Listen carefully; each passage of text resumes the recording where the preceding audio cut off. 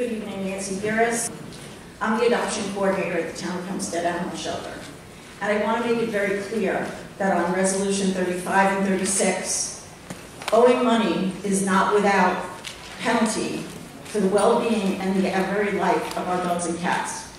We've had animals turned away from emergency services that have been laying near death on the side of the road that our animal control officers have went out and got. They've been turned away from the closest emergency vet because we owe them too much money.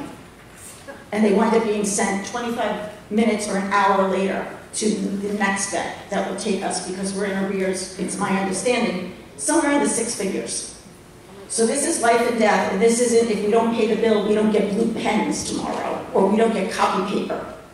This is having an impact on the services, critical care services. We don't have a vet or vet staff at the shelter 24 hours a day. Many of our animals are coming in critical care, animals being hit on the side of the road, cruelty cases, orthopedic surgeries. We've had animals that we have transported to specialty surgeries that we've been told to come pick them up. We're not doing the surgery. We owe you too much money. So this is not without ramifications. And this is the gift that Anthony Santino just keeps on giving. Because these bills were due months and months and months ago. And he handed the stack of bills to Supervisor Gillen, at the very detriment of the well-being of our animals and their health and their very, very life at stake. To be in that shelter and know that there is an animal, listening to that animal control call come in every day and listening, saying, you have to bypass the vet in Valley Stream, we owe them too much money, even though it's 2 minutes away, and the ACO gets stuck in traffic for an hour trying to take them to another facility. It's horrible, it's despicable, and it's disgraceful. And I want everyone to keep this in mind when Anthony Santino rises again, that this is just another gift he left all of us. And that this is an issue that this is not just extending budgets, this is paying overdue bills in the hundreds of thousands of dollars. Hundreds of thousands of dollars. I want people to recognize the gravity of this. And when you get those calls in the shelter knowing that animals are probably going to die because it didn't get services quickly enough. It's a disgrace. But to be clear, if we do not support this, it's putting animals at risk. Is that what you're saying? What I'm saying to you is that we ultimately need to provide services because there are not critical care services, there are not specialty services, and we don't always have veterinary staff available, even during our public work hours. What I'm saying is that it's horrific that we owed and that we held money out. Held money out. We're handing out jobs, $160,000 at drop of a hat to people. But yet we could get into debt for over 6 figures, knowingly, for almost 6 or 7 months, and put every single one of those animals' lives at risk. And the look on the ACO's face when they come out and say the dog or the cat died because I couldn't go 5 minutes away and I had to travel for an hour is heartbreaking. We should never, ever be in this position again. Ever. This is money that needs to be paid. This is contracts that have to be maintained, and I absolutely agree these need to be sent out to an RFP. These can't be, this is someone I know, a guy I know. We need to get the best services for our best value and the best money available. Thank you. Supervisor, if I may, can I just ask the controller a couple of questions? Just so I can understand this. What we're voting on is not money owed, correct? That is correct. It does say payment. No, it says funding. What we're doing is the budget, if I may. The budget in 2018, the health line was, or is, $350,000. Off-site vets, $330,000. The remainder is for labs of $20,000. Total $350,000. What 35 and 36 is trying to accomplish here is to set aside funding from the budget.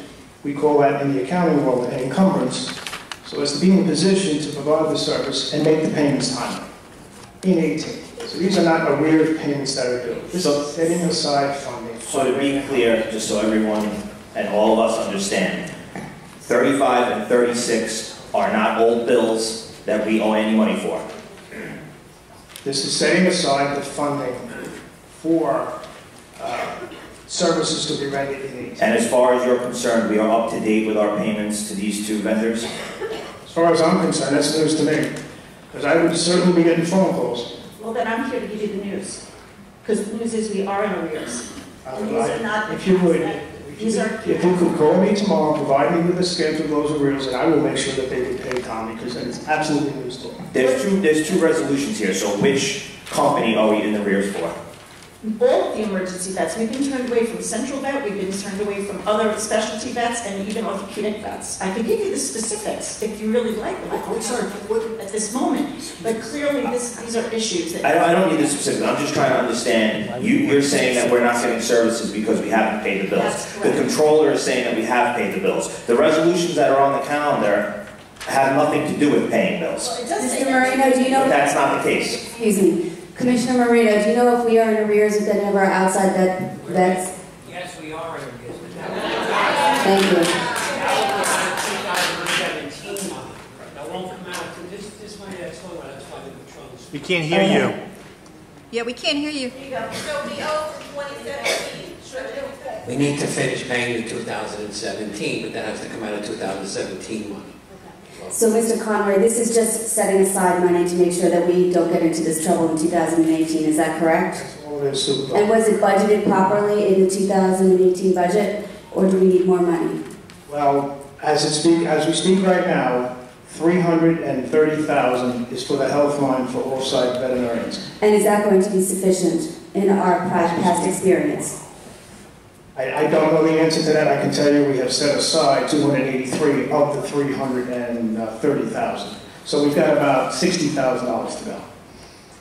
And it all depends upon the occurrence rate, the cases, the caseload, and the like. So I'm not in a position to comment as to whether or not. Mr. Conroy, what's the average, not just in this matter, what's the average time for accounts payable from the time that the invoice is received, processed, and paid? For the typical transaction. By the time it gets to the controller's office, after all the voucher package we call it is complete with the invoice, the claim forms, the authorization, and all that, it's a 2-week turnaround. So we pay our bills within 30 days typically? Within 2 weeks, yeah. Okay, and are we paying these bills within 30 days? Because of this year, enough money wasn't encumbered to pay all of these bills. So that's why we recently, but the vets did not, we were able to bring the animals to both vets. They were still taking the vets from both locations. What's the current status of paying these arrears so we can get We're in current? the process right now of putting a resolution to pay. We have to use 2017 money. Okay. So the fact of the matter is, Councilman D'Esposito, we owe money to the vets. Okay. We owe money, and we're being denied services. I wasn't arguing that. I was simply trying to get the facts, and I was simply pointing out that these resolutions I understand. are not, so that's what we're discussing in the administrative calendar. We're discussing the resolutions that are at hand. So that's what I was referring to. Did you turn this on? It does say payment of. Okay, but I just wanted to make it clear that it wasn't the money that we're paying in arrears, and now we've come to the understanding that we have to pay that money. So the conversation worked. Because our animals are dying because of it. So we can dance and play. Let's try to keep this So, encumbering this money, it seems like is a good idea to make sure that at least our vets, even if we are going to go out for an RFP, right now to make sure that we have this money in place to pay our vets is a good idea for the safety of, and well-being of our animals. Right, and there should be an RFP. Thank you. Well, I'd like to make a statement. I'd like to say that if that's true about those veterinarians, Yes. I think it's disgraceful. We are creditworthy, we pay our bills, and the town of Hempstead has a very good financial rating compared to most municipalities. And the fact that a provider of health care services to an animal who was in that profession would deny service to the town of Hempstead, I think, is disgraceful if what you're telling me is true. And a good reason to do an RFP. And a good reason to do an RFP. And a good reason to do an RFP and not just pick somebody's friend, neighbor, or coworker. I agree with the supervisor. Thank you very much. Thank you for your comment.